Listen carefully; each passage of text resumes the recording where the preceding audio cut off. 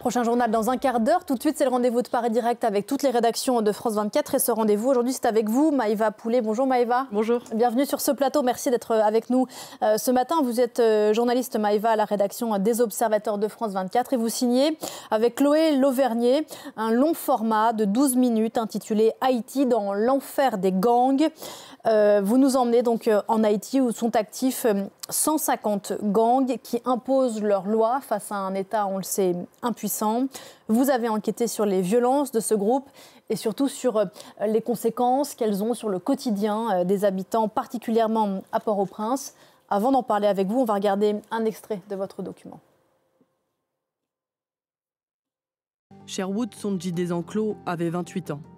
Saradji Desenclos, 24 ans. Elles ont été tuées le 20 août avec leur mère, Josette Fils.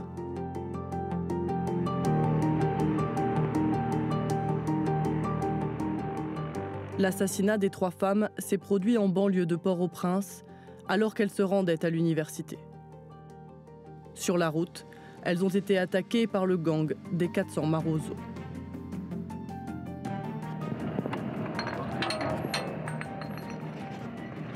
Il n'existe pas d'image de l'attaque. Mais cette vidéo, tournée à l'arrivée de la police, montre le véhicule de la famille Desenclos en feu.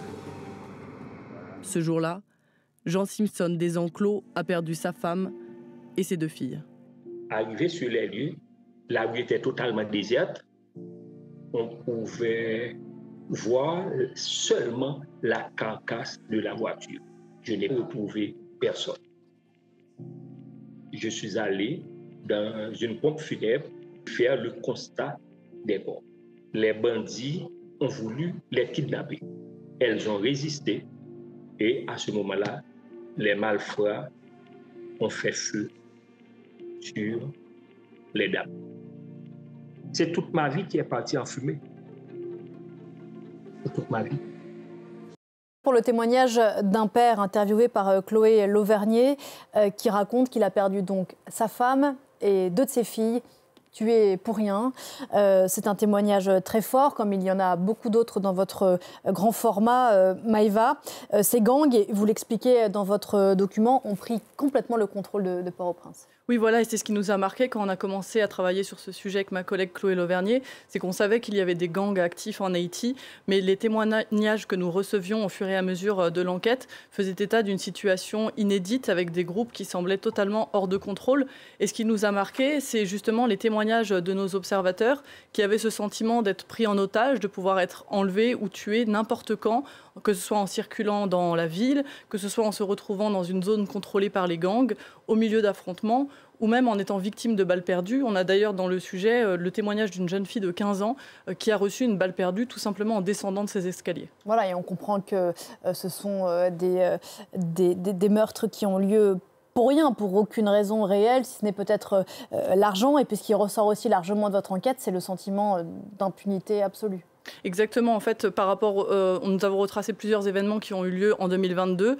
Et en fait, face à ces événements, ces massacres, les autorités ont peu ou pas réagi. Et d'ailleurs, justement à ce sujet, nous avons interviewé l'organisation haïtienne, le réseau de défense des droits humains, qui nous explique justement leur analyse.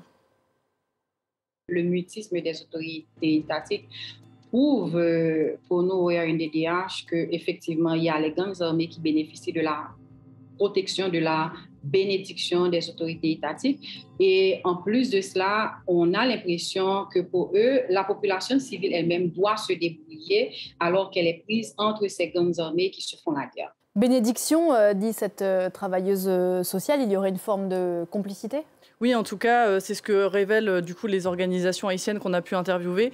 Et nos observateurs, de leur part, nous ont fait part d'un sentiment d'abandon très fort. Ce qu'il faut expliquer, Maïva, c'est que tous ces témoignages, c'est le principe des OPS, vous les avez recueillis à distance. Oui, exactement, c'est la particularité de cette émission des observateurs. Donc notre travail a d'abord consisté à lister, à répertorier des images trouvées sur les réseaux sociaux ou envoyées à notre rédaction sur WhatsApp, par exemple.